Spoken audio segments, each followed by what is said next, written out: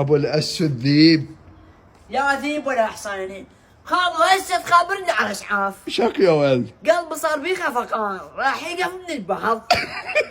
ليش؟ اهلنا اليوم راحوا للسوق، خابرهم قلت لهم جيبوا لي وياكم جخوف، لان يوميا من اروح على الدوام بالموتور اصابعي يجبني من البرد.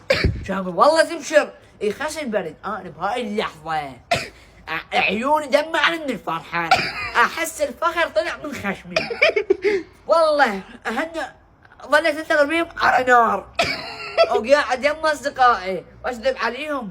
والله انا راح يجيبوا لي جخوف جلد ومن هاي السوالف.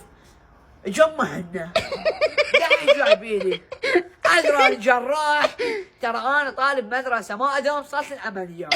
وبابا يقول لي لا وليدي ذني دفن، بابا ذني ذا البس تم وزبرج كل عقلك. يعني الله هاي دفين. والله على هاي الورطه ايش سويتوها بيا، اللي اسوي شيء ما صاير وتقبل مني الشطلع. ايش تسوي يا ولد؟ والله انا اروح اسوي حمود عمليه، جيب السناره والحقني سهله يا رجال.